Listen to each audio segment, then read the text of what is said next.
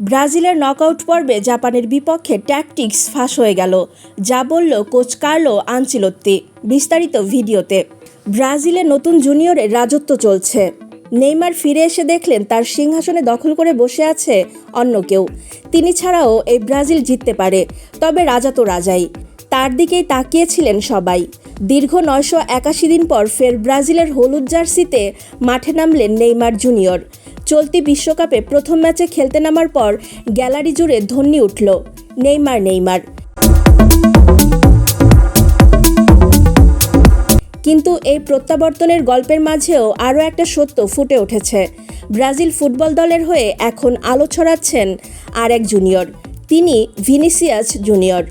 স্কটল্যান্ডকে 3-0 গোলে হারিয়ে বিশ্বকাপের শেষ 32-এ জায়গা নিশ্চিত করেছে ব্রাজিল। ভিনিসিয়াস জুনিয়র জোড়া গোল করেন। ম্যাচ হাতের মুঠোয় চলে আসার পর কোচ আনচেলত্তি মাঠে নামান নেইমার জুনিয়রকে। দীর্ঘ প্রতীক্ষার অবসান ঘটে।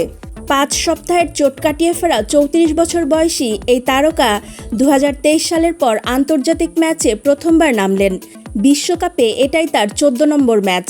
একসময় ব্রাজিলের আক্রমণের সকল আশা ভরসা ছিল নেইমারকে ঘিরে, কিন্তু এখন সেই দায়িত্ব অনেকটাই কাঁধে তুলে নিয়েছেন ভিনি জুনিয়র। বিশেষ করে চলতি বিশ্বকাপে সেটাই দেখা যাচ্ছে। ব্রাজিল জার্সিতে ভিনি জুনিয়রের উজ্জ্বল মুখ।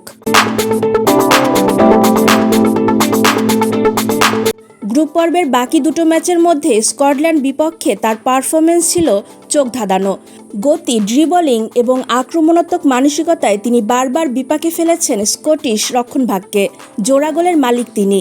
নেইমারের উপস্থিতি এখনও ব্রাজিলের কাছে অনুপ্রেরণা।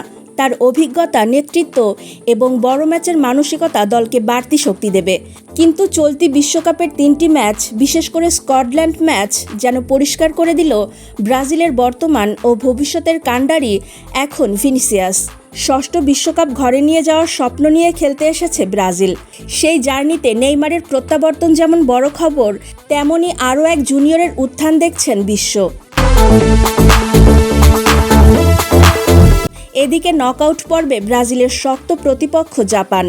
আগামী 29 জুন বাংলাদেশ সময় রাত 11টায় খেলাটি শুরু হবে। তবে তার আগে আজ সুইডেনের বিপক্ষে 1-1 গোলে ড্র করে দ্বিতীয় রাউন্ড নিশ্চিত করার পর জাপানের প্রধান কোচ মনে করেন ম্যাচটি হবে পুরোপুরি সমানে সমানে লড়াই।